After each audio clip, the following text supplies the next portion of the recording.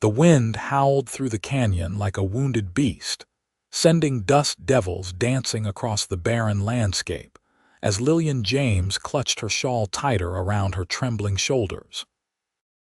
At 21, she had seen more cruelty than most would in a lifetime, the latest bruise blooming purple beneath her eye serving as testament to what awaited her when the wagon train stopped for the night.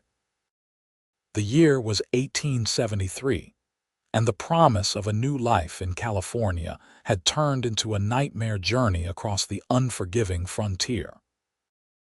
Lillian's marriage to Randall Wilson, a man 20 years her senior, had been arranged by her destitute father after last year's drought had decimated their small Missouri farm. What had been presented as security had quickly revealed itself as bondage to a man whose temper flared as readily as a match to kindling. "Keep your eyes forward, woman," Randall growled from beside her on the wagon seat, his thick fingers gripping the reins with the same bruising force he'd used on her arm the night before. "And stop that damned shivering. You'll spook the horses."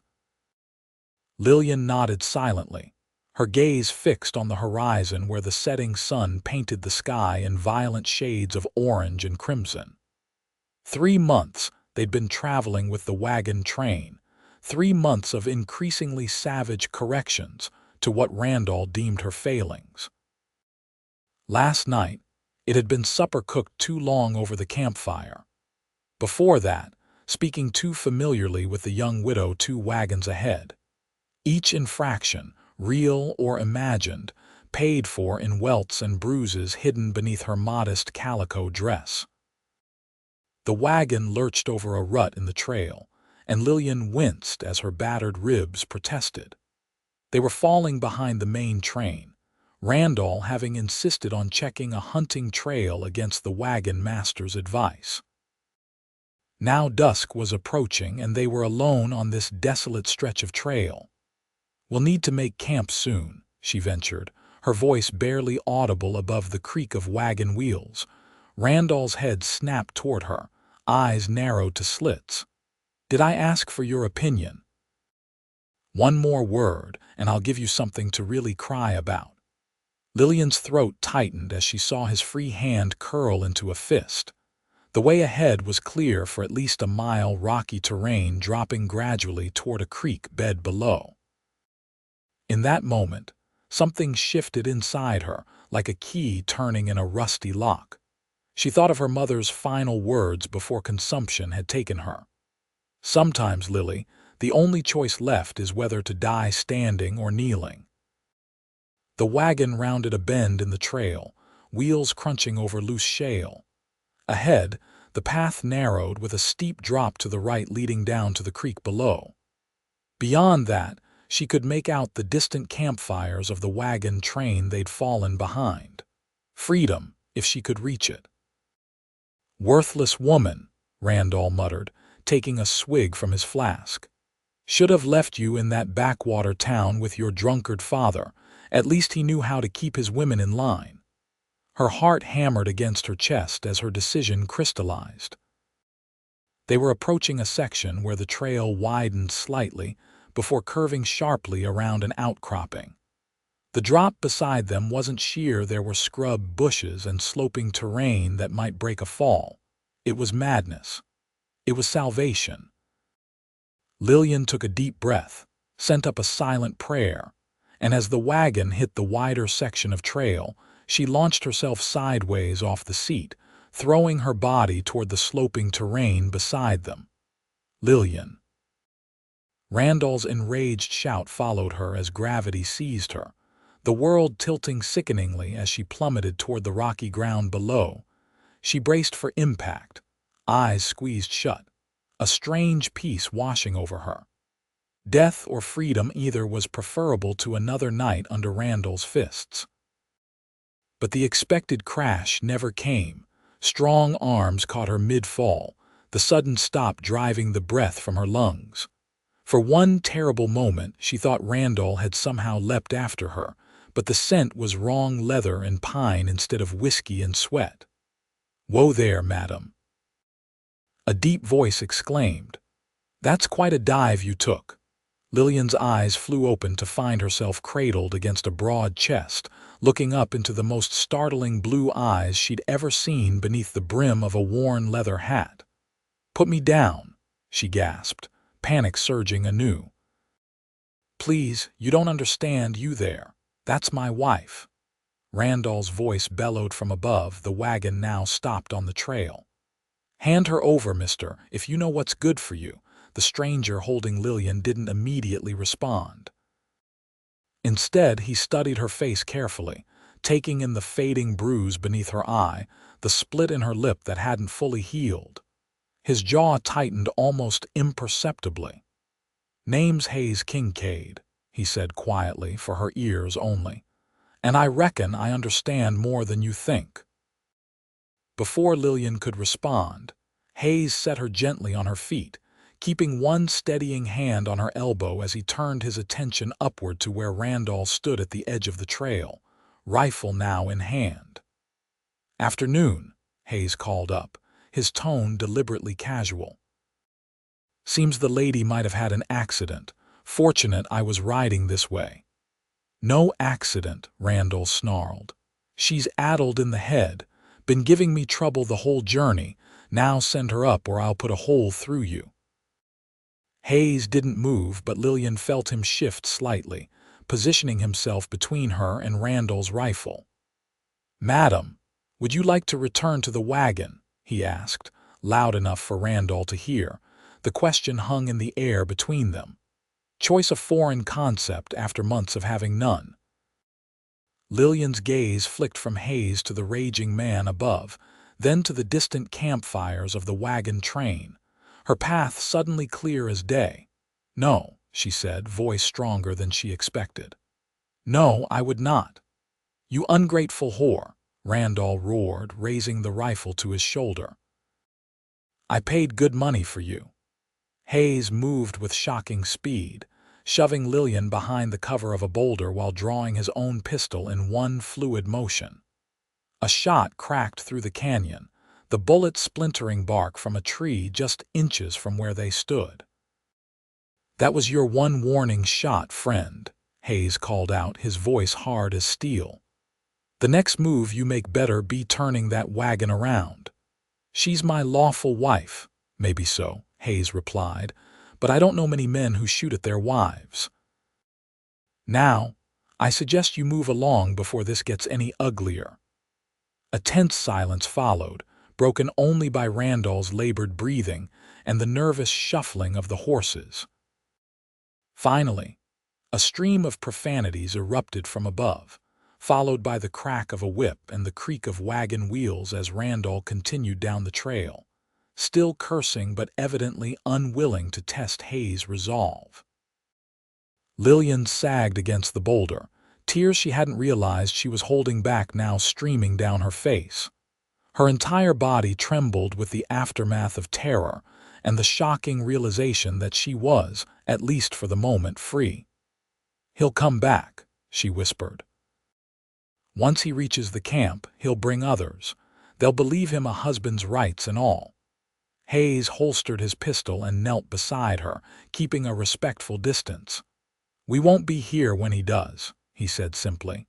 "My horse can carry us both as far as Willow Creek. It's a small settlement about 5 miles south. Not much, but they've got a sheriff I trust." Lillian stared at this stranger, this unexpected savior who had appeared like some apparition from a fairy tale. He was younger than she'd initially thought, perhaps 25 or 26. His face was tanned from the sun, with a short beard that failed to hide a scar running along his jawline. His clothes were dusty but well kept, marking him as neither a drifter nor one of the wealthy cattle barons who sometimes passed through these territories. "Why would you help me?" she asked, the suspicion born of hard experience edging into her voice. "You don't know me." Hayes stood and offered her his hand. "Let's just say I've seen that look before, the one you had when you jumped. Nobody takes that kind of risk unless what they're running from is worse than the fall." After a moment's hesitation, Lillian placed her hand in his, allowing him to help her to her feet. Pain shot through her ankle as she put weight on it, making her gasp. "Looks like you didn't escape entirely unscathed," Hayes observed, frowning at her clearly sprained ankle. "Come on, we should get moving before your husband decides to double back." Without warning, he bent and scooped her up, carrying her with surprising gentleness toward a chestnut gelding tethered among the trees. Lillian was too exhausted, too overwhelmed by the rapid turn of events to protest. As Hayes settled her in the saddle before climbing up behind her, she felt the solid warmth of him at her back so different from Randall's threatening presence that she almost wept again from the contrast. "I don't even know where I'm going," she admitted as the horse began picking its way down toward the creek bed. "I have no money, no possessions. One problem at a time, miss." "Lillian," she supplied. "Lillian James." Using her maiden name felt like reclaiming something precious. "Well, Miss James," Hayes said, guiding the horse across the shallow creek, "first we get you somewhere safe. Then we figure out the rest."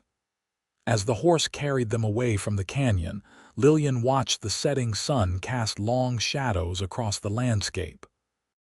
For the first time in months, she allowed herself to feel something dangerously close to hope. Willow Creek proved to be little more than a clutch of buildings huddled around a dusty main street, but to Lillian's eyes, it seemed a haven. True to its name, a small creek lined with willow trees ran behind the settlement, providing the precious water that had allowed this outpost to survive in the unforgiving territory. Hayes guided his horse directly to a whitewashed building bearing a weathered sign that read simply, "Sheriff." Dusk had fully settled now, and oil lamps glowed in the windows of the few establishments still open: a saloon, a general store, and what appeared to be a small hotel. "Sheriff Buchanan is a good man," Hayes explained as he helped Lillian down from the horse. "He'll hear you out fair, and he won't tolerate a man who beats his wife, legal rights or not." "And if he doesn't believe me?" Lillian asked, wincing as her injured ankle protested bearing weight. "Then we'll find another way," Hayes answered with such certainty that Lillian found herself nodding, some of her anxiety ebbing away. The sheriff's office was sparsely furnished but clean, with a desk, 2 cells in the back, and a pot-bellied stove in the corner providing warmth against the desert night's chill. Behind the desk sat a man in his 50s, salt and pepper beard neatly trimmed, sharp eyes taking in Lillian's bruised face and Hayes's protective stance beside her. "Hayes Kincaid," the sheriff greeted, standing. "Didn't expect to see you back so soon. And who might this lady be?" "Lillian James," Hayes answered. "She's in need of protection, Tom. Her husband's been using her as a punching bag.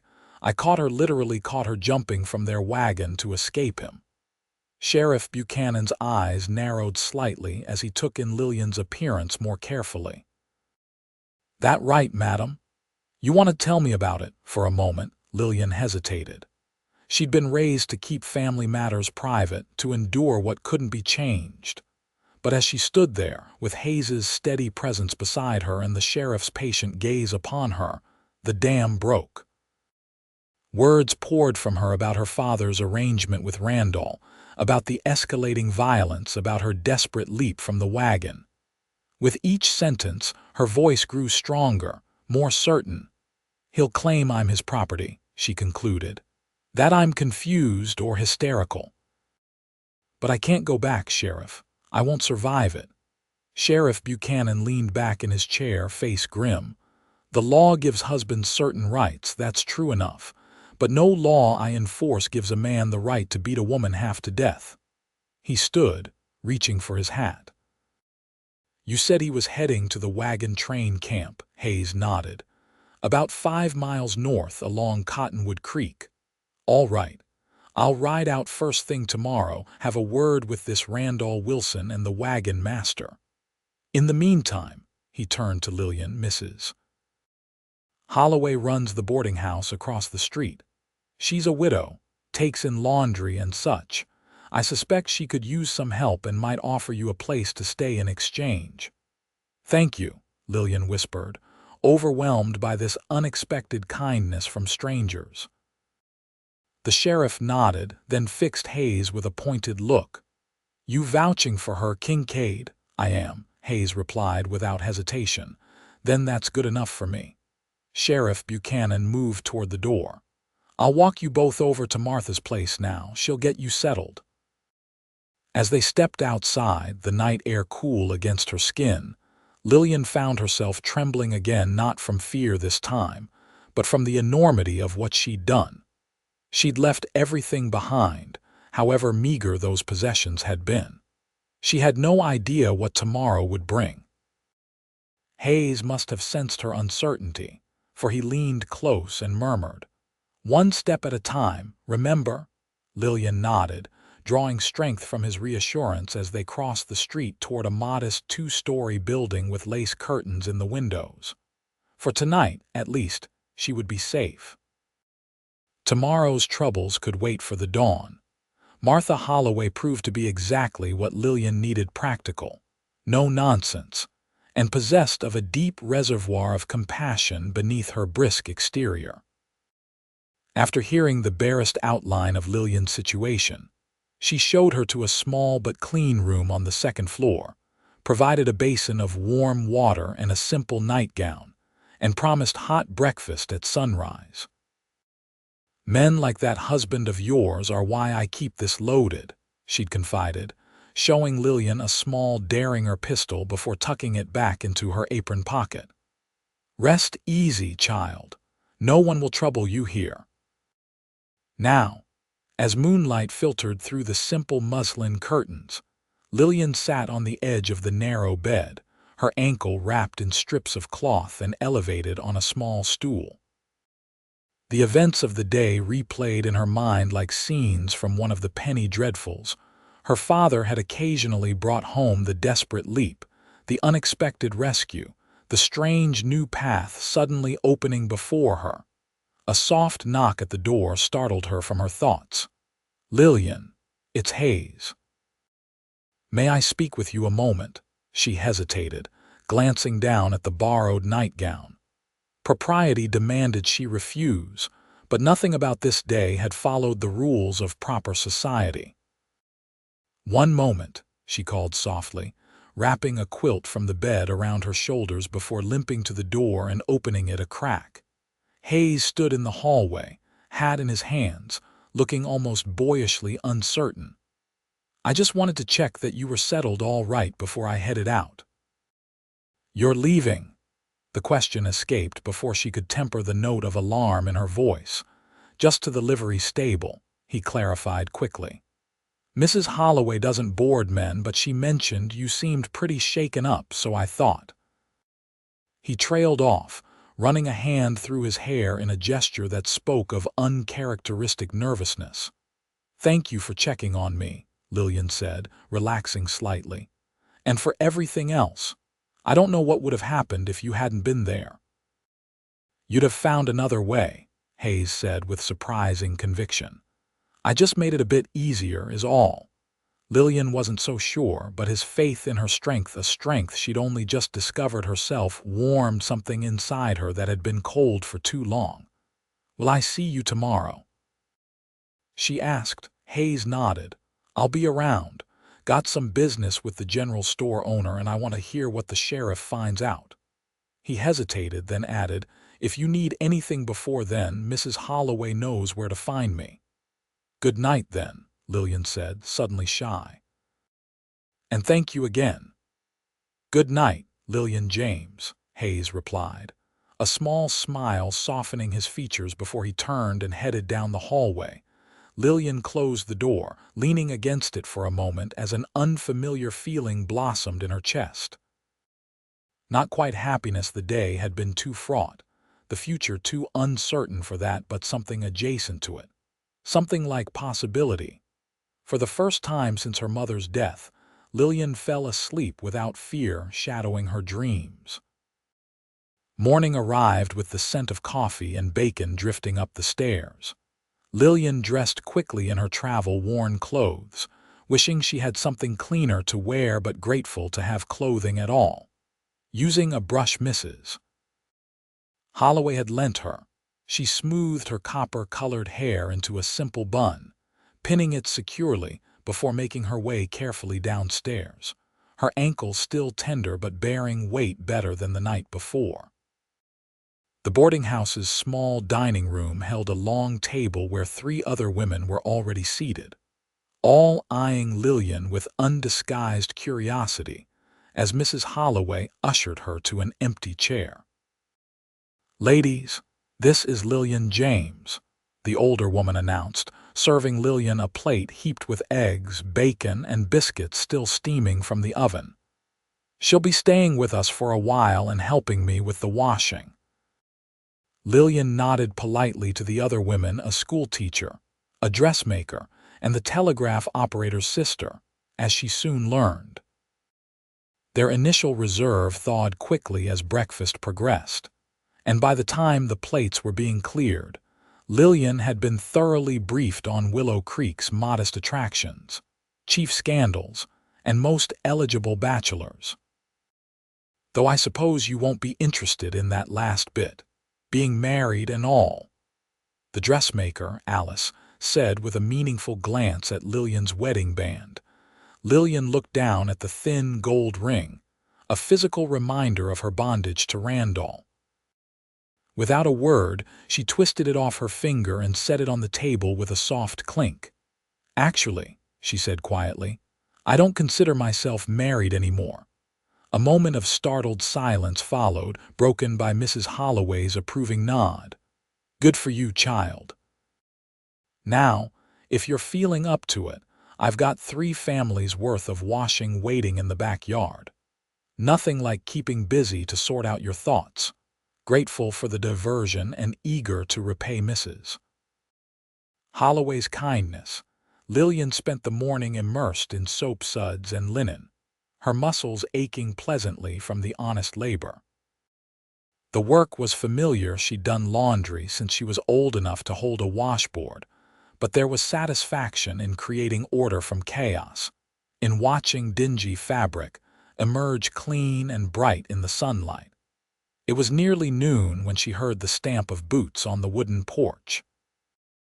Looking up from hanging a sheet on the line, she saw Hayes approaching, his expression unreadable. "Sheriff's back," he said without preamble. "He'd like to speak with you." Lillian's stomach knotted with anxiety. Had Randall convinced the sheriff of his rights? Was she to be returned to him like a stray cow to its rightful owner? Hayes must have read her fear, for he moved closer, speaking low. "It's all right. The wagon train moved on this morning. Randall Wilson with it. He left." Lillian couldn't quite believe it. "Just like that?" "Not exactly," Hayes admitted. "The sheriff can explain better than I can. Come on." Sheriff Buchanan was waiting in his office, hat on the desk in front of him, a cup of coffee cooling by his elbow. He rose when Lillian entered, gesturing for her to take a seat. "Mrs. Wilson," he began. "James," Lillian corrected firmly. "I prefer my maiden name." The sheriff inclined his head, accepting the correction. "Miss James, then.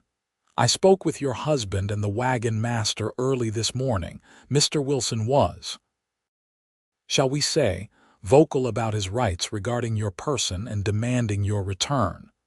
Lillian's hands twisted in her lap. "And what did you tell him?" "I told him that in my jurisdiction, a man who beats his wife forfeits any claim to her loyalty or obedience." Sheriff Buchanan's voice hardened.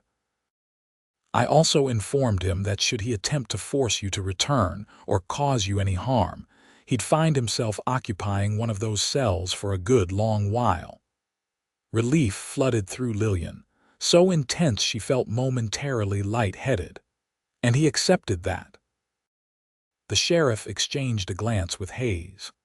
"Not initially, no. He made some threats, tried to rally some of the men from the wagon train to his cause. Fortunately, it seems your husband's temper was well known among your fellow travelers. Not one stepped forward to support him. When the wagon master gave the order to move out, Wilson had a choice: continue with the train or stay and face me, Sheriff Buchanan continued. He chose to go. The wagon master assured me they'd be watching him closely for the remainder of the journey.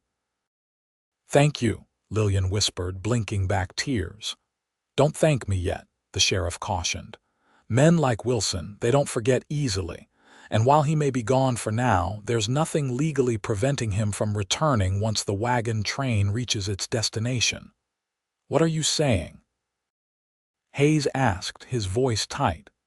I'm saying that Miss James should consider her options carefully. Divorce is difficult but not impossible in this territory, especially with evidence of cruelty. Or, he hesitated. Or, Lillian prompted. Or you could establish a new identity somewhere else. Start fresh where he'd never think to look for you. The sheriff sighed. It's not strictly by the book, but I've seen what happens to women sent back to husbands like Wilson. I wouldn't wish that on anyone. The possibilities swirled in Lillian's mind: freedom through legal channels that might take months or years, or immediate escape at the cost of leaving behind even her name. Neither path seemed certain. I need time to think, she said finally. Of course, Sheriff Buchanan nodded. In the meantime, you're welcome in Willow Creek for as long as you need. We look after our own here, our own. Such simple words, yet they resonated within Lillian like a bell. How long had it been since she'd felt she belonged anywhere? As they left the sheriff's office, Hayes fell into step beside her. You all right? He asked quietly. I think so, Lillian replied, surprised to find it was mostly true. It's strange, yesterday morning I woke up believing I had no choices at all. Now I have too many and I don't know which is right. No rush to decide, Hayes said. Mrs. Holloway mentioned you're helping with the laundry. That should keep you busy for a spell. Lillian glanced at him curiously. And you, what keeps you in Willow Creek? You don't seem the type to stay in one place long. Something flickered across his features, a shadow of memory, perhaps. I have business here and there. Cattle mostly, some horses. I make a circuit every few months through the settlements in these parts. It was an answer that revealed little. Lillian might have pressed further, but they had reached the boarding house, and Mrs. Holloway was waving from the porch. There you are. Come in, both of you. I've got stew on and fresh bread cooling. Hayes tipped his hat. Much obliged for the invitation, madam, but I've got business to attend to. Perhaps another time. Before Lillian could respond, he was striding away down the dusty street, shoulders straight, the sun glinting off his dark hair. She watched him go, puzzled by his abrupt departure and more puzzled still by the faint disappointment she felt at it. Interesting man, that Hayes Kincaid, Mrs. Holloway remarked, following Lillian's gaze. Known him 3 years now, and I still couldn't tell you much about him beyond that he pays his debts promptly and never causes trouble. He saved my life, Lillian said simply. Mrs. Holloway nodded. Yes, he would do that. Come inside now, food first, then we'll see about finding you some proper clothes. Can't have you wearing that travel-worn dress forever. As Lillian followed her hostess inside, she cast one last glance down the street, but Hayes had already disappeared from view, leaving her with more questions than answers about the man who had caught her when she fell. The next week passed in a blur of routine that helped soothe Lillian's frayed nerves. Each morning, she rose early to help Mrs. Holloway prepare breakfast for the boarders. Then came laundry, mountains of it, brought by the townspeople who paid good money for Mrs. Holloway's reputation for making even the most stubborn stains vanish. Afternoons were spent mending or helping in the kitchen, and evenings often found her on the porch with the other women, listening to their stories as twilight settled over the town. It was honest work that left her pleasantly tired at day's end, her hands chapped from lye soap, but her mind clearer than it had been in months. Mrs. Holloway proved a fair employer, providing Lillian with 2 serviceable dresses from her own closet and promising modest wages once the month was out. Of Hayes Kincaid, she saw little. Twice she glimpsed him riding through town, once leading a string of horses toward the livery stable. Both times he tipped his hat to her but hadn't stopped to talk. Lillian told herself it was natural he'd done his good deed, and they were strangers after all. Yet she couldn't help watching the street from the porch each evening, hoping for another glimpse of the man who had changed the course of her life with one impulsive catch. It was on the 8th day, as Lillian was returning from delivering clean laundry to the mercantile, that she finally encountered him again. She was crossing the street, arms empty but mind full of the household accounts misses. Holloway had asked her to review, when the sound of angry voices drew her attention to the saloon. 2 men burst through the batwing doors, locked in a shoving match that quickly escalated as one threw a punch that connected with a sickening thud. Lillian froze, the sound triggering memories of Randall's fists, the familiar paralysis of fear washing over her. More men spilled out of the saloon, forming a loose circle around the fighters. Among them, Lillian recognized Hayes, his expression grim as he watched the brawl. When one of the men drew a knife, however, he stepped forward. "That's enough, Davis," Hayes said, his voice carrying across the street. "You've made your point." The man with the knife Davis spat on the ground. "Stay out of this, Kincaid. This snake cheated me, and I aim to teach him a lesson." "Not with that knife you won't," Hayes replied evenly. "Sheriff Buchanan won't take kindly to cleaning blood off his streets." "The sheriff ain't here," Davis sneered, advancing on his opponent who was now backing away, hands raised. What happened next occurred so quickly Lillian barely registered the sequence. Hayes moved, there was a flash of movement, and suddenly Davis was on his knees in the dirt, his knife hand twisted at an unnatural angle, Hayes standing calmly behind him. "Drop it," Hayes said, applying slightly more pressure until the knife fell from Davis's fingers. Then he released the man, stepping back. "Now go sleep it off, both of you." The crowd dispersed, some looking disappointed at the abrupt end to the entertainment. Hayes bent to retrieve the fallen knife, tucking it into his belt before finally noticing Lillian standing frozen across the street.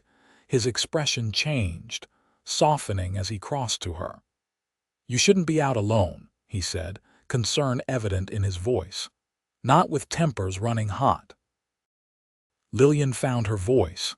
"I was delivering laundry. It's broad daylight. Even so." Hayes glanced around, seeming almost nervous.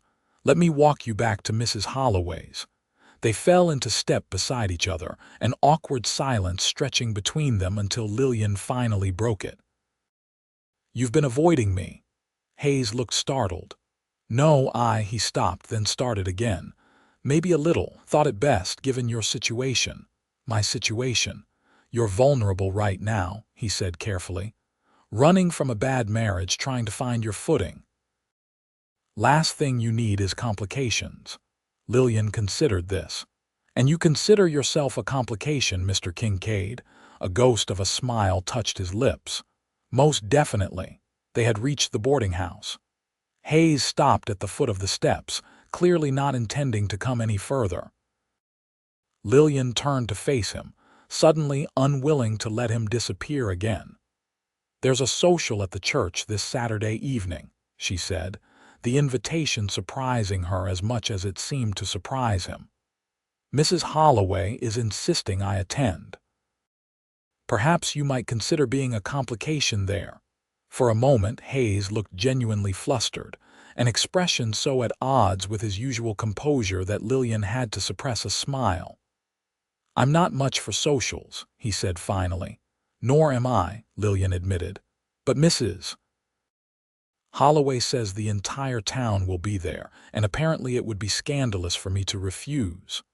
She hesitated, then added more softly, "It would be nice to have a friendly face among the crowd." Hayes studied her for a long moment, something unreadable in his eyes. "What time?" 7 o'clock, he nodded once. "I'll think about it." It wasn't a yes, but it wasn't a no either. Lillian watched him walk away, wondering why the prospect of seeing Hayes Kincaid at a church social should make her heart beat faster when the man himself represented exactly the kind of complication she couldn't afford. Saturday arrived clear and warm, with a gentle breeze that carried the scent of desert flowers through the open windows of the boarding house. The women were in a flurry of preparation, sharing ribbons and hairpins, debating the merits of different perfumes, and generally treating the church social as if it were a grand ball rather than a modest gathering with lemonade and fiddle music. Lillian found herself swept up in their excitement despite her reservations. Mrs. Holloway had lent her a dress of pale blue cotton, simply cut but far nicer than anything Lillian had worn since before her mother's death. Alice, the dressmaker, had insisted on making a few quick alterations to improve the fit, and now as Lillian studied her reflection in the small mirror, she hardly recognized herself. The bruises had faded from her face. Regular meals had begun to fill out the hollows in her cheeks. But it was her eyes that showed the most dramatic change, clear and steady where they had been dull with despair just weeks before. "You look lovely," Mrs. Holloway declared, entering the room with a small box in her hands. "These were my daughter's before she moved to Denver with her husband. I think they'd suit you." Inside the box lay a pair of delicate pearl earrings, simple but elegant.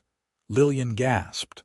"Oh, I couldn't possibly." "Nonsense," Mrs. Holloway insisted, closing Lillian's fingers around the box. "Martha wears much fancier things now that she's married to that banker.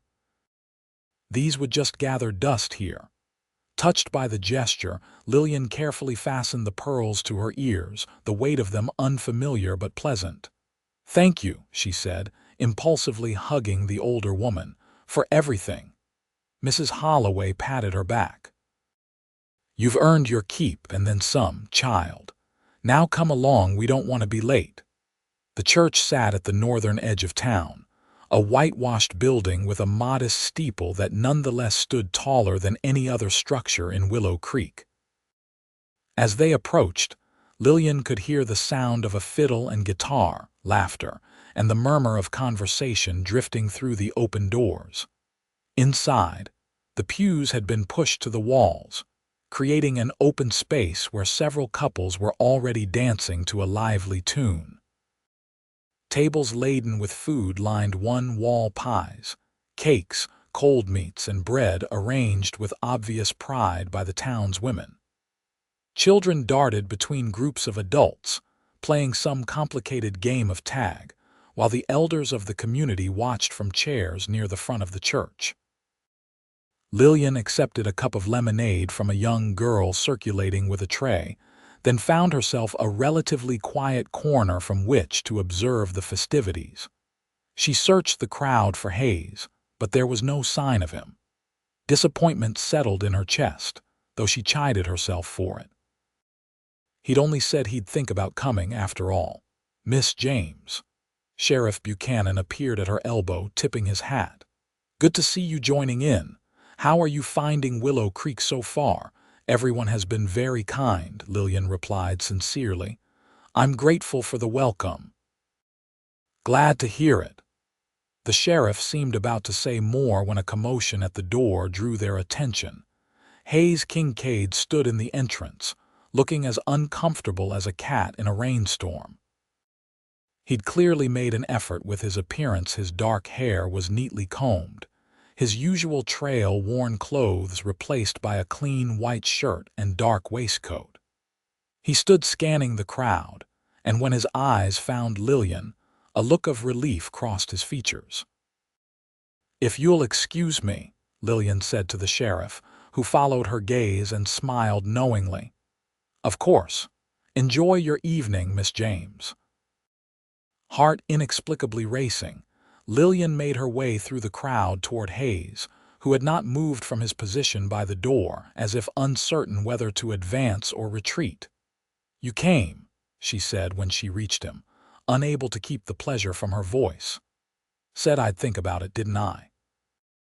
Hayes replied, his eyes taking in her appearance with obvious appreciation. "You look different." Lillian raised an eyebrow. "Different good or different bad?" "Good," he said quickly. "Definitely good." A moment of awkward silence fell between them, broken when the music changed to a slower waltz. Hayes cleared his throat. "Would you like to dance, unless your ankle is still troubling you?" "It's much better," Lillian assured him. "And yes, I'd like that." Hayes offered his arm, leading her to the edge of the dance floor. His hand settled respectfully at her waist, warm through the cotton of her dress as he guided her into the steps of the waltz. For a man who claimed to avoid socials, he danced remarkably well, moving with the same fluid confidence he'd displayed when stopping the knife fight. "I wasn't sure you'd actually come," Lillian admitted as they turned with the music. "Neither was I," Hayes replied honestly. "Been a long time since I attended something like this." "Why did you then?" His eyes met hers, startlingly direct. "Because you asked." The simple answer sent a warmth spreading through Lillian that had nothing to do with the crowded room. They continued to dance, conversation giving way to the music and the growing awareness between them. When the song ended, Hayes reluctantly released her, but remained close as they moved to the refreshment table. Throughout the evening they danced twice more, talked with various townspeople, and eventually found themselves outside on the church steps, seeking respite from the heat and noise inside. The night air was cool, stars brilliant in the vast desert sky above them. "You never did tell me your story," Lillian said, seated beside Hayes on the steps, a respectable few inches between them. "How you came to be riding below that trail the day I jumped." Hayes was quiet for so long Lillian thought he might not answer. When he finally spoke, his voice was low, meant for her ears alone. "I was taking a shortcut back from delivering horses to a ranch north of here. Wasn't supposed to be on that trail at all, but my usual route was washed out from the spring rains." He paused. "When I saw the wagon, something didn't sit right.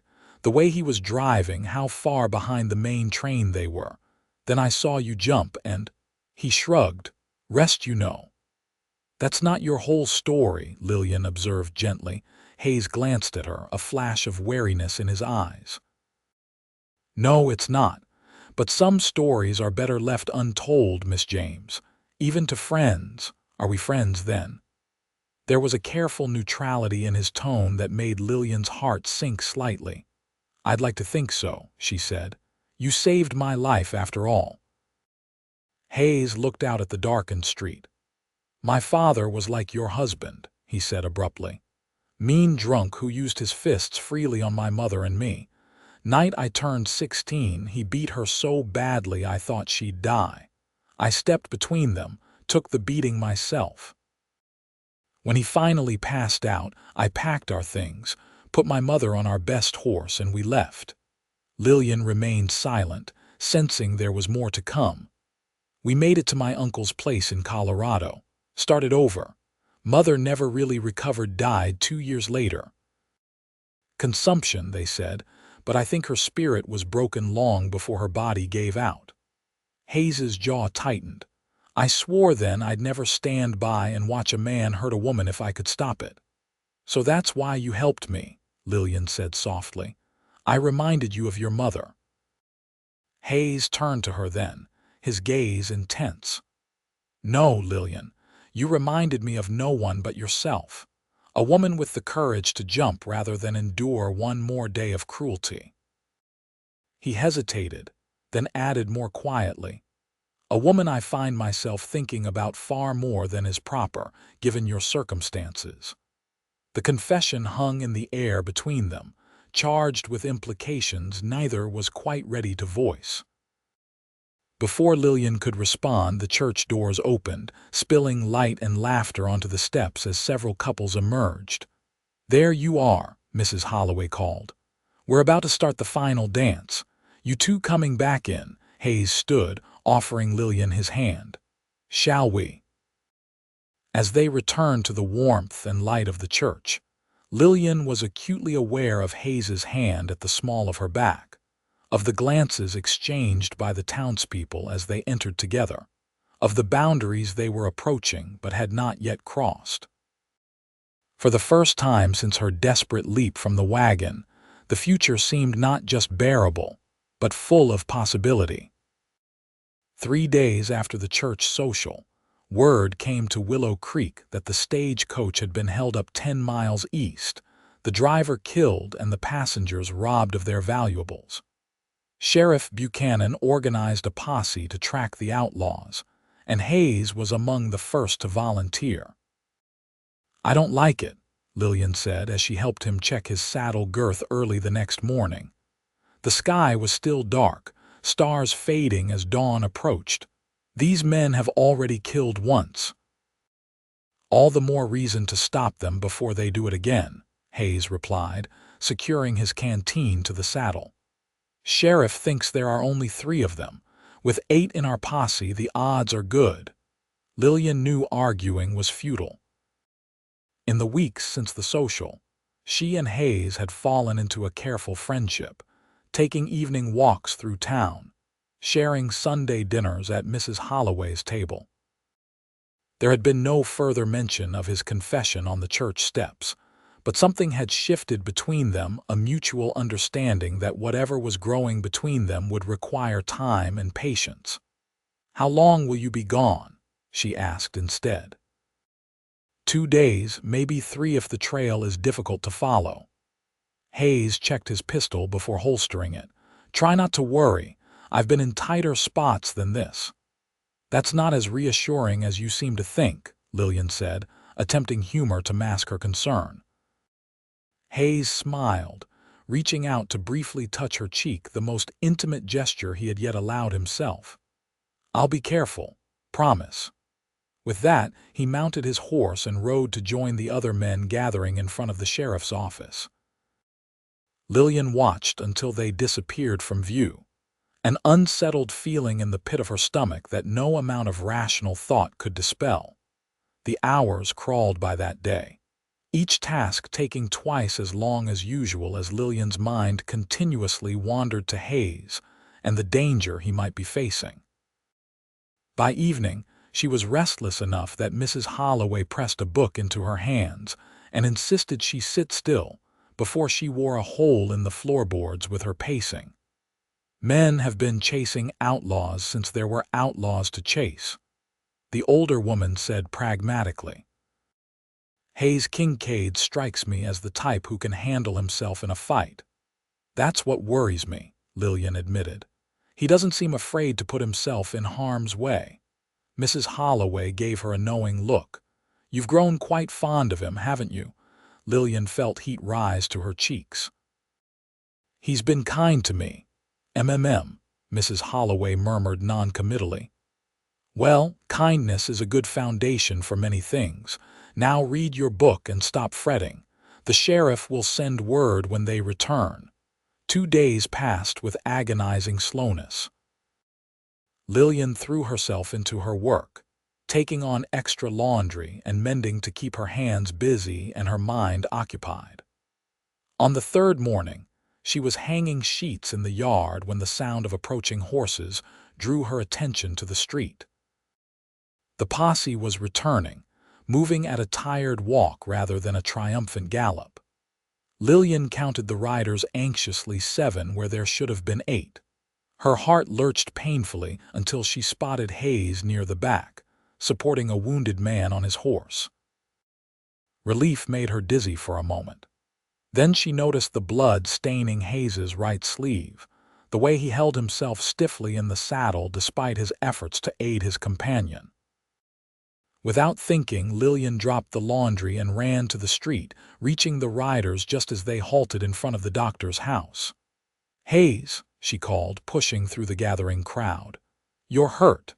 He glanced down at her, surprise giving way to a weary smile. "It's nothing. Bullet just grazed me. Roberts here took one in the shoulder. He needs the doctor more than I do." Sheriff Buchanan supervised the wounded man's transfer into the doctor's care, then addressed the curious townspeople. "We got them all three. One's dead, 2 are locked up in Fredericksburg jail. The money's been recovered and will be returned to the stage company." A cheer went up from the crowd. Lillian barely heard it, her attention fixed on Hayes as he dismounted, wincing slightly as the movement jarred his injured arm. "Let me see," she insisted, reaching for his sleeve. Hayes shook his head. "Not here. I'll clean it up back at the livery." "You most certainly will not," Lillian replied firmly. "You'll come to Mrs. Holloway's right now and let me tend to it properly, unless you'd prefer to lose the arm to infection." A surprised laugh escaped him. "When did you get so bossy, Lillian James?" "When people I care about started getting themselves shot," she retorted, color rising in her cheeks as she realized what she'd admitted. Hayes's expression softened. "Lead the way, then. In Mrs. Holloway's kitchen." Lillian worked methodically, cutting away Hayes's ruined sleeve to reveal a furrow across his upper arm where the bullet had torn through flesh without embedding itself. The wound was angry and red, crusted with dried blood, but not as deep as she'd feared. "You were lucky," she murmured, cleaning the injury with warm water and soap, trying to be gentle despite Hayes's occasional sharp intake of breath. "I've had worse," he said, watching her work with an intensity that made her fingers tremble slightly. "That doesn't make me feel better." Lillian applied a salve the doctor had given Mrs. Holloway for minor injuries, then began wrapping the wound with clean bandages. "What happened out there?" Hayes sighed. "We tracked them to an abandoned mine shaft about 20 miles east. They saw us coming, opened fire. Roberts was first hit, then I caught this trying to drag him to cover." He paused. "One of the outlaws made a run for it. Sheriff had no choice but to shoot." The matter-of-fact recitation of violence made Lillian's stomach clench. She'd seen enough brutality with Randall to last a lifetime. The thought of Hayes facing flying bullets, of how easily one might have found a more vital target, filled her with a cold dread. "There," she said, securing the bandage. "Keep it clean and have the doctor look at it tomorrow." "Yes, madam," Hayes replied with the ghost of a smile, flexing his arm experimentally. "You've got a gentle touch." Their eyes met, and suddenly the kitchen seemed too small, the air between them charged with all the words they hadn't spoken. Hayes stood, bringing them close enough that Lillian could feel the warmth radiating from him, could see the flecks of lighter blue in his eyes. "Lillian," he began, voice low and uncertain. "These past weeks the front door opened with a bang, voices filling the hallway as Mrs. Holloway returned with the other boarders, all eager to hear news of the posse's success. The moment shattered, Hayes stepping back as the women entered the kitchen, their curious gazes taking in the scene. Lillian with blood on her apron, Hayes with his shirt half off, the bandage stark white against his tanned skin. "Mr. Kincaid was injured in the pursuit," Lillian explained quickly. "I was just tending to his wound."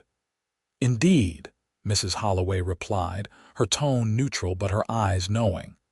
"Well, since you're here, Mr. Kincaid, you might as well stay for supper. I imagine you haven't had a proper meal in days." "That's very kind, madam, but I should see to my horse and get some rest," Hayes demurred, already reaching for his hat. "Thank you for the doctoring, Miss James." Before Lillian could protest, he was gone. leaving her standing in the kitchen with blood-stained hands and a hollow feeling in her chest, as if something precious had slipped through her fingers before she could properly grasp it. The next day brought an unexpected visitor to Willow Creek, a lawyer from the territorial capital, passing through on his way to San Francisco. When Lillian heard he was taking appointments at the hotel, a wild hope seized her. Perhaps this was her chance to legally end her marriage to Randall without having to abandon her identity. She spent the morning in consultation with him, explaining her situation in halting terms, embarrassed to lay bare the details of her abuse, but determined to seek freedom by legitimate means. The lawyer, a surprisingly compassionate man named Phelps, listened carefully, making notes in a small leather-bound book. "Divorce on grounds of cruelty is certainly possible," he said finally. "But I must warn you, Mrs. Wilson James," Lillian corrected automatically. "Miss James, then. The process is neither quick nor inexpensive. You would need to file a petition, provide witnesses to the abuse if possible, and your husband would have the right to contest the divorce. Given what you've told me about his temperament, I imagine he would do so quite vigorously." Lillian's heart sank. How long might it take? Months at minimum, possibly a year or more if contested. Mr. Phelps regarded her sympathetically. "Do you have the means to support yourself during this time, and to pay legal fees?" The question brought Lillian up short. Her modest wages from Mrs. Holloway would barely cover her room and board, let alone lawyers' fees. And while the town had been welcoming so far, how would they react to a woman openly seeking divorce? Would her position at the boarding house be jeopardized? I'm not sure," she admitted. Mr. Phelps closed his notebook. "Think on it. I'll be passing back through Willow Creek in 6 weeks' time. If you wish to proceed, then we can begin the necessary paperwork." Lillian left the hotel deep in thought, the bright October sunshine doing little to warm the chill of uncertainty that had settled in her bones. So focused was she on her dilemma that she nearly collided with Hayes outside the mercantile. "Whoa there," he said, steadying her with his good arm. "You looked a million miles away." Hayes. The sight of him, solid and real before her, brought a rush of conflicting emotions. "How's your arm?" "Healing fine, thanks to your nursing." He studied her face. "Something's troubling you." Lillian hesitated, then nodded toward the small park at the center of town. "Walk with me." They strolled in silence until they reached a bench beneath a cottonwood tree, its leaves turned golden with the season. Sitting side by side, Lillian told Hayes about her meeting with the lawyer, the possibilities and obstacles before her. "So those are my choices," she concluded. "A long, expensive legal battle that might expose me to Randall's vengeance, or starting over somewhere new, leaving behind even my name." Hayes was quiet for a long moment, turning his hat in his hands. "There's a third option," he said finally, his voice unusually hesitant. "One the lawyer didn't mention." "What's that?" Hayes took a deep breath as if gathering courage. "You could remarry. A new husband would have legal rights that supersede Wilson's. He'd have no claim on you then." Lillian stared at him, trying to comprehend what he was suggesting. "Are you proposing that I find someone willing to marry me simply to thwart Randall's legal rights?" "Not just anyone," Hayes said quietly, meeting her gaze directly for the first time since they'd sat down. "Me." The world seemed to still around them, the distant sounds of the town fading as Lillian processed his words. "You want to marry me?" "Yes." The simplicity of his answer belied the complexity of the offer. "I've thought about little else since that night at the church social." "But why?" Lillian whispered, needing to understand. "Is it just to protect me?" "Because while I'm grateful for all you've done, it's not just protection," Hayes interrupted, reaching tentatively for her hand. "Though I'd be lying if I said that wasn't part of it. The truth is, Lillian James, I've never met anyone like you. Your courage, your kindness, the way you've built a new life here despite everything." He trailed off, seeming to struggle for words. "But we barely know each other," Lillian protested, even as her fingers curled around his. "Marriage is a partnership," Hayes finished. "One I think we could build well, given time." He squeezed her hand gently. "I'm not asking for an answer now. Just think about it. If you decide it's not what you want, I'll help you with the legal fees for the divorce, no strings attached." Emotion welled in Lillian's throat, gratitude, confusion, and something deeper she wasn't yet ready to name. "I need time," she managed. Hayes nodded, releasing her hand reluctantly. "Take all you need. I'm not going anywhere." As they walked back toward the boarding house, a careful distance between them now, Lillian felt as if she stood at a crossroads far more significant than the one she'd faced when leaping from the wagon. That had been a choice between suffering and the unknown. This was a choice that would define the shape of her future, and possibly her heart. The days that followed were filled with internal debate as Lillian weighed Hayes's unexpected proposal against her other options. She found herself watching him more closely when their paths crossed in town, the way he tipped his hat to older women, how he stooped to return a ball to a child who had dropped it, the quiet competence with which he went about his business. Mrs. Holloway, perceptive as always, noticed Lillian's distraction during the evening mending session a week after Hayes's proposal. "That's the third time you've pricked your finger in an hour," the older woman observed. "Want to tell me what's got you so worked up?" Lillian hesitated, then set aside her sewing. "Hayes Kincaid asked me to marry him." Mrs. Holloway's eyebrows rose, but she didn't look as surprised as Lillian had expected. "I see, and this has you troubled because..." "Because I'm still legally married to Randall, because I barely know Hayes." "Because," Lillian faltered, "because I'm afraid of making another mistake." Mrs. Holloway rocked gently in her chair. "Do you care for him?" The question was simple but profound. Lillian considered it honestly. "Yes," she admitted. "More than I thought possible after everything with Randall. But is that enough? Marriage isn't something to enter into lightly." "No, it isn't," Mrs. Holloway agreed. "But neither is it something to avoid out of fear when the right person comes along." She leaned forward, her gaze intent. "Let me ask you this. When you imagine your future a year from now, 5 years from now, is Hayes Kincaid in it?"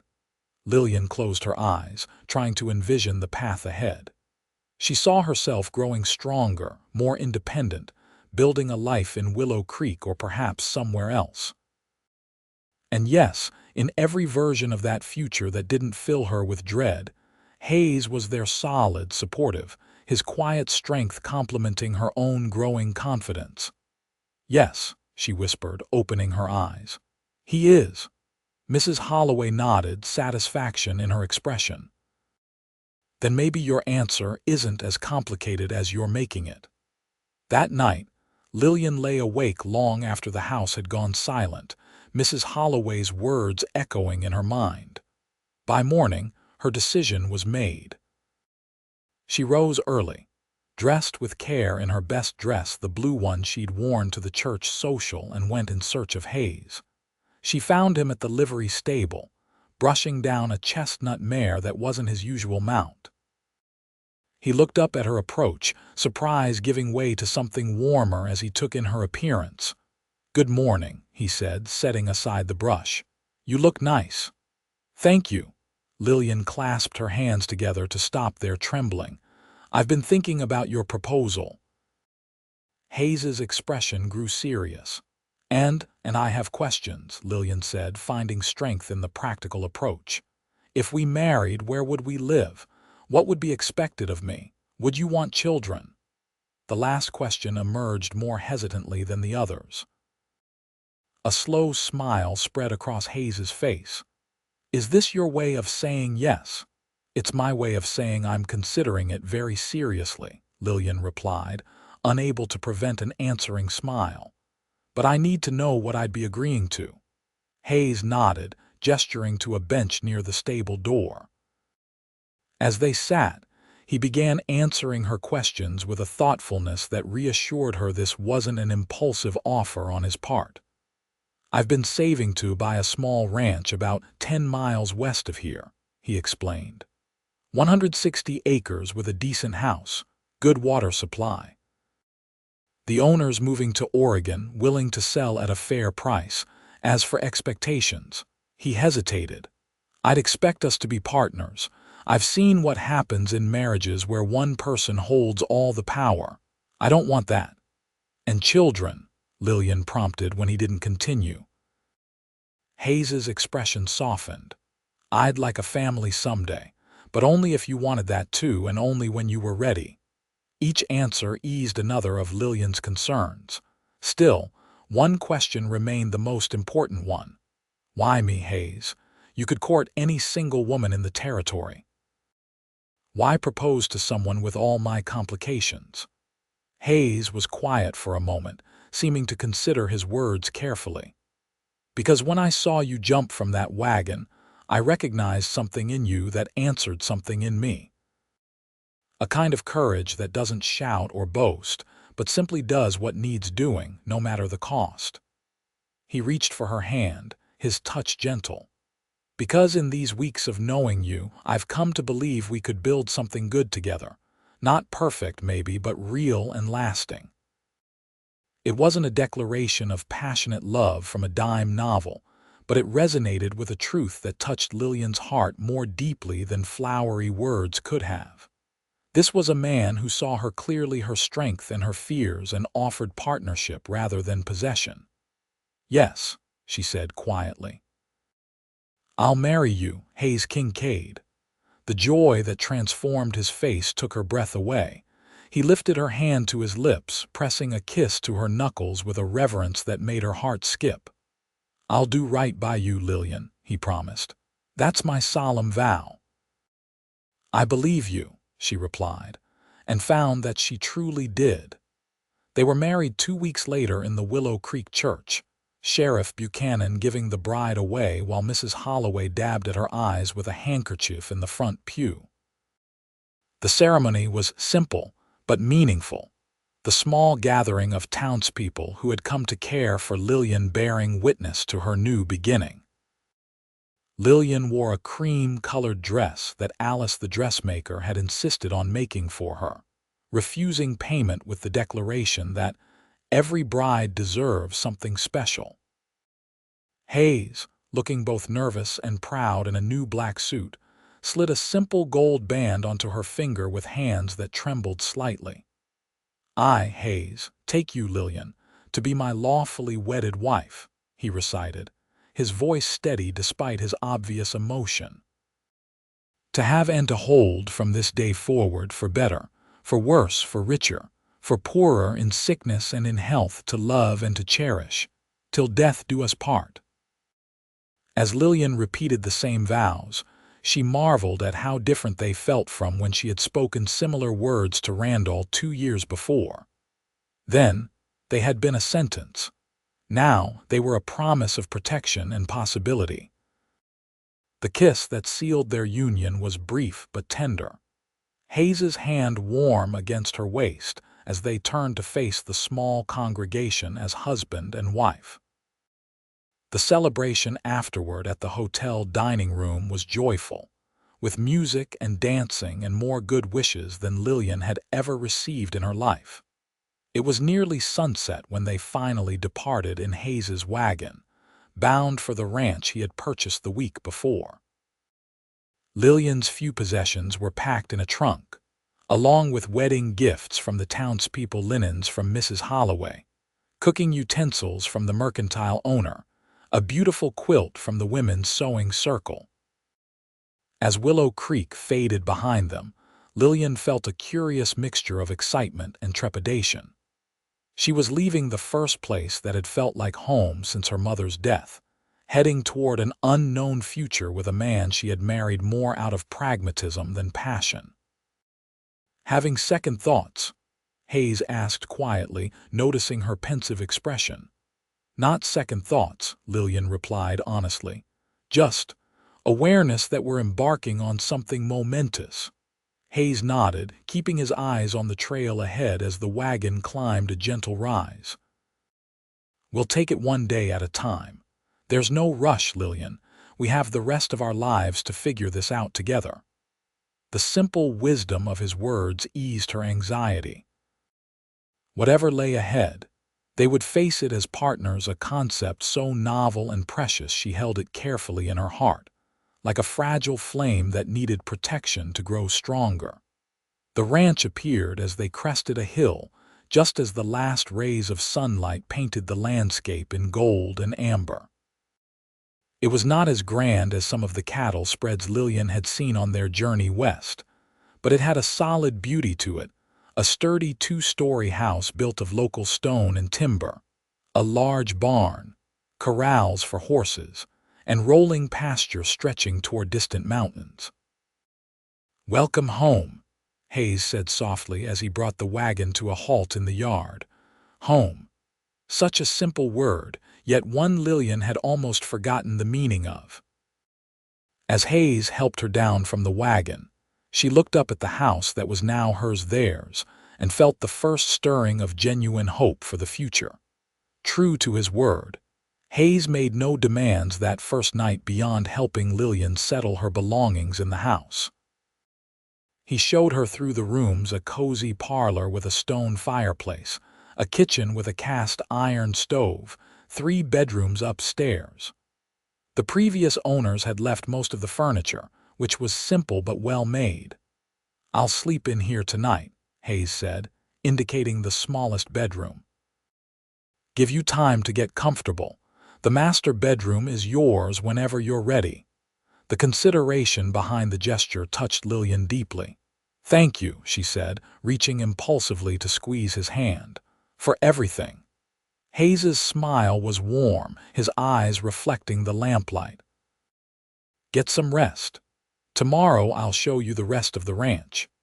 That night, in a strange bed in a strange house, Lillian lay awake listening to the unfamiliar sounds of her new home, the creak of settling timber, the distant lowing of cattle, the soft hooting of an owl somewhere nearby.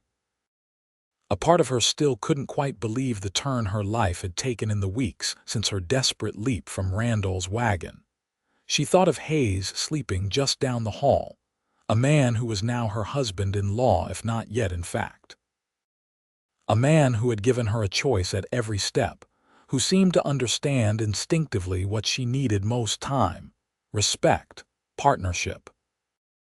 The realization that she had married a good man, truly good in a way Randall could never comprehend, brought tears to her eyes that were equal parts gratitude and lingering disbelief at her fortune. Eventually, lulled by the peaceful sounds of the night, Lillian drifted into the deepest sleep she'd known in years, free at last from the fear that had been her constant companion since her father had bartered her away to Randall Wilson.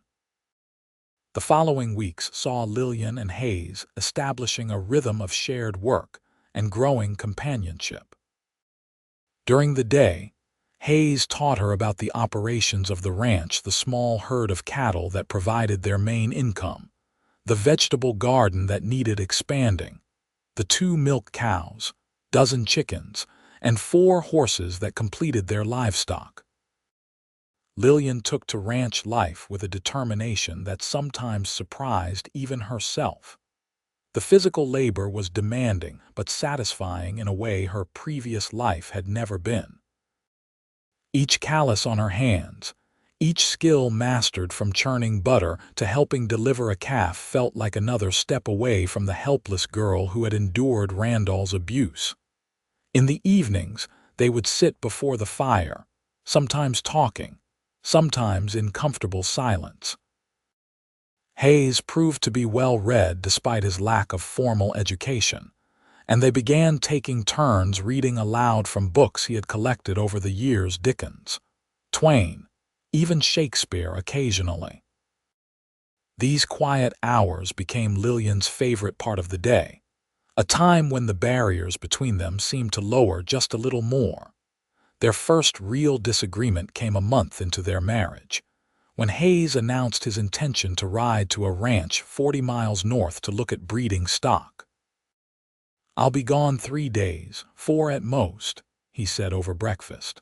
"The pantry's well stocked, and I'll make sure there's plenty of firewood split before I go." Lillian set down her coffee cup with a sharp click. "And it didn't occur to you to discuss this with me before making your plans?" Hayes looked genuinely surprised. "I'm telling you now, aren't I?" "Telling, yes, not asking," Lillian pointed out. "I thought we were partners in this. Partners consult each other on decisions." A flash of defensiveness crossed Hayes's face. "It's ranch business. I've been handling it on my own for years." "But you're not on your own anymore," Lillian said, trying to keep her voice level despite the hurt welling inside her. "Or is that just words to make me feel better?" Hayes was silent for a long moment, his jaw working as he visibly considered her words. Finally, his expression softened. "You're right," he admitted. "I'm not used to having someone to consult. It wasn't meant as a slight, Lillian." "I know that," she said, her own anger dissipating in the face of his honest acknowledgement. "But I need to know that my opinion matters, even when it's about ranch business. Especially then, since this ranch is now my home too." Hayes nodded slowly. "Fair enough. So, Mrs. Kincaid, how would you feel about me taking a trip north to look at some breeding stock we might want to invest in?" "I was thinking of leaving tomorrow, if that suits." Despite the tension still lingering between them, Lillian couldn't help but smile at his formal phrasing. "I think that sounds like a sensible business decision, Mr. Kincaid, though I'll miss your company while you're gone." The admission brought a warmth to Hayes's eyes that made Lillian's heart beat a little faster. "I'll miss you too," he said quietly, "more than I probably should admit." It was the closest either of them had come to expressing the feelings that had been growing between them, feelings that went beyond the practical arrangement that had initiated their marriage. The moment hung between them, charged with possibility, until Hayes cleared his throat and rose to begin the day's chores. Later, as Lillian watched him ride out, a figure silhouetted against the morning sun, she acknowledged to herself what she had been reluctant to name. She was falling in love with her husband. The realization was both thrilling and terrifying, opening her to a vulnerability she had sworn never to risk again after Randall. Hayes's absence proved more difficult than Lillian had anticipated. The ranch work kept her busy during the daylight hours, but the evenings stretched long and lonely.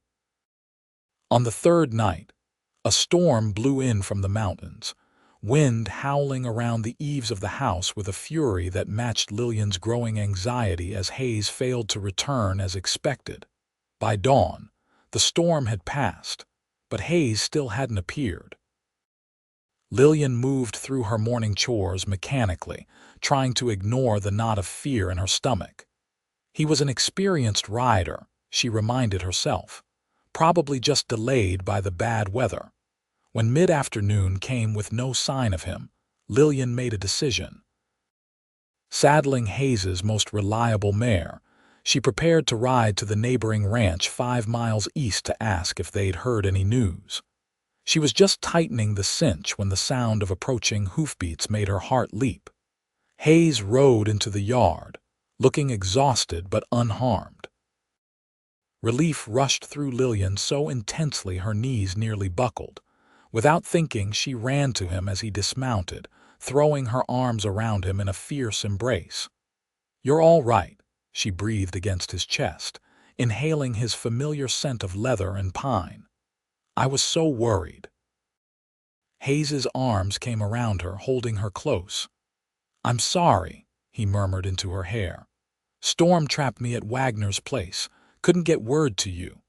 Lillian pulled back slightly to look up at him, suddenly aware of how forward her greeting had been. They had maintained a careful physical distance since their wedding, Hayes never pressuring her for more than she was ready to give. But in this moment, with relief and something deeper coursing through her, the barriers seemed insignificant. "I missed you," she said simply. Hayes's eyes darkened, his gaze dropping to her lips. "Lillian," he said, her name a question and a plea all at once. She answered by rising on tiptoe, pressing her lips to his in a kiss that started tentative but quickly deepened as Hayes responded with a hunger that matched her own. His arms tightened around her, lifting her slightly off the ground as the kiss continued, months of restrained desire finally finding expression. When they finally broke apart, both breathing heavily, Hayes rested his forehead against hers. "I've wanted to do that since the moment I caught you," he admitted hoarsely. Lillian smiled, her heart fuller than she'd ever known possible. "I'm glad you waited until I was ready to be caught." That night, Lillian moved her belongings into the master bedroom, and their marriage became true in every sense. Hayes proved as considerate and attentive a lover as he was a partner. His gentleness healing wounds Randall had left on Lillian's spirit as much as her body. As they lay together in the darkness afterward, Hayes traced patterns on her bare shoulder, his touch reverent. "I never thought I'd find this," he confessed quietly. "After what I saw growing up, I figured marriage wasn't for me. What changed your mind?" Lillian asked, curled against his side, her head on his chest where she could hear the steady beat of his heart. Hayes was quiet for a moment. "You did," he said finally. "The day you jumped from that wagon, I saw a courage in you that made me want to be braver too." The words wrapped around Lillian's heart like a warm blanket. "I love you," she whispered, saying it aloud for the first time. Hayes's arm tightened around her. "And I love you, Lillian Kincaid, more than I have words to say." As winter settled over the ranch, bringing short days and long nights, Lillian and Hayes's bond deepened. They worked side by side during daylight hours, keeping the ranch running despite the challenges of the season. In the evenings, they created their own warmth, building a life together that exceeded anything Lillian had dared to hope for when she'd made that desperate leap from Randall's wagon. News came from Willow Creek that the lawyer, Mr. Phelps, had filed papers declaring Lillian's marriage to Randall null on grounds of abandonment and cruelty, with Hayes's marriage to her recognized as legal and binding. The territorial judge had signed the decree, officially freeing Lillian from her past. "You're well and truly rid of him now," Hayes said when the letter arrived, watching Lillian's face carefully for her reaction. Lillian read the letter once more, then deliberately folded it and placed it in the fire, watching as the paper curled and blackened in the flames. "No," she corrected gently. "I was rid of him the moment I jumped. This is just the law catching up with reality." Hayes smiled, drawing her into his arms. "Have I told you lately how remarkable you are?" "Not since this morning," Lillian teased, relaxing into his embrace. "But you can tell me again if you like." As spring returned to the land, bringing new growth and possibility, Lillian discovered she was carrying a child, their child. When she told Hayes, his expression of wonder and joy confirmed what she already knew in her heart. This child would know only love and respect, never fear or cruelty. Standing on the porch of their home one evening, Hayes's arm around her waist, his hand resting protectively over the slight curve of her stomach, Lillian watched the sunset paint the western sky in shades of gold and crimson. The beauty of it reminded her of that fateful evening when she'd gathered her courage and jumped into the unknown. "Penny for your thoughts," Hayes murmured, pressing a kiss to her temple. Lillian smiled, leaning into his solid strength. "I was thinking about how sometimes the bravest thing you can do is to let go of what's hurting you, even when you're scared of the fall. And sometimes," Hayes added softly, "someone's there to catch you when you do." As twilight deepened around them, Lillian turned in her husband's arms, rising on tiptoe to kiss him with all the love that had grown between them, a love born of courage and kindness, nurtured through patience and partnership, and now blooming into a family neither had dared dream possible. In that moment, beneath the vast canvas of stars beginning to appear in the darkening sky, Lillian knew with absolute certainty that her leap had not been an end, but a beginning, the first step on a journey that had led her home,